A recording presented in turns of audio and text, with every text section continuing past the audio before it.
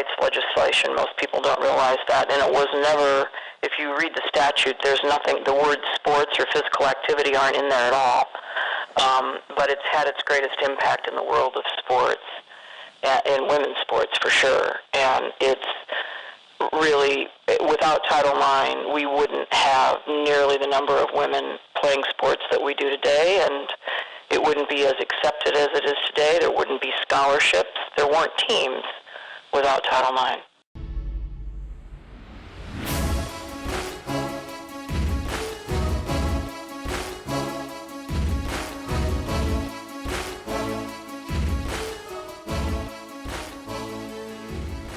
Title IX was very important because when I started teaching, there were very, very few sports for girls.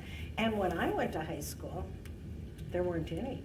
So I had girls that came up to me, late summer, can't we have a cross-country team? And the first year we might have had 6 girls, 7 girls. Well, the next year we had 20, it just kind of grew from there.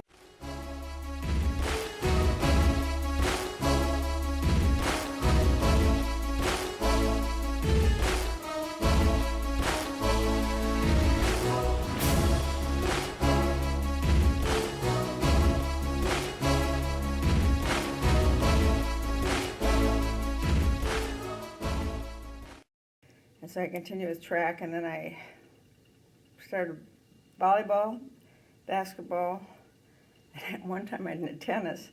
I had basketball going on one side because that was when we had it in the fall of the net in the gym, and then I'd go to the other side and they'd be practicing tennis.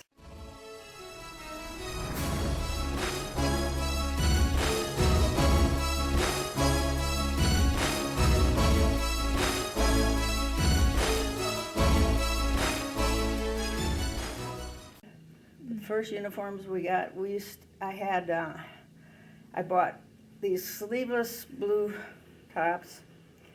I cut out the numbers according to what size they're supposed to be, ironed them on, sewed around the edges of all of them, front and back. And those were our uniforms for volleyball, basketball, and track. And I always told the girls, I don't want you to ask for uniforms or ask for things because the boys have them. Let's ask for them because we're female athletes and we deserve it, not because the boys have them.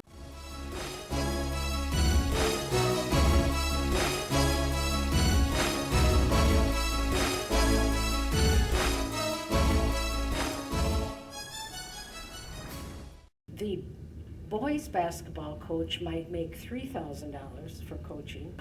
The girls basketball coach would make $1,000. And they still don't have equal rights in the sense that most of the resources go to men's sports, most of the interest is in men's sports. But it depends on what your baseline of comparison is. If you compare women's sports to men's sports, we're going to lag behind. But if you compare women's sports to where we were 40 years ago, there's no comparison.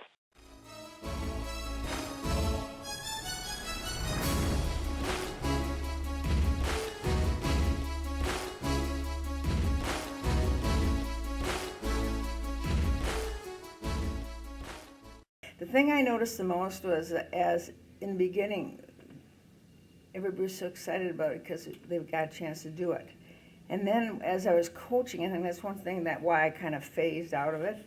It got to be where it wasn't a privilege anymore. It was just, well, I can go do this, And they didn't dedicate themselves they didn't really practice as hard. If I wanted to come practice, I'd come to practice. If I didn't, I didn't, And that was kind of frustrating because you really had to want to be there, But for people of your age, it's just accepted that you will, if you want to play sports, and if you're willing to put in the hours and the dedication, there will be a team available for you. And if you're really good, you'll get a scholarship.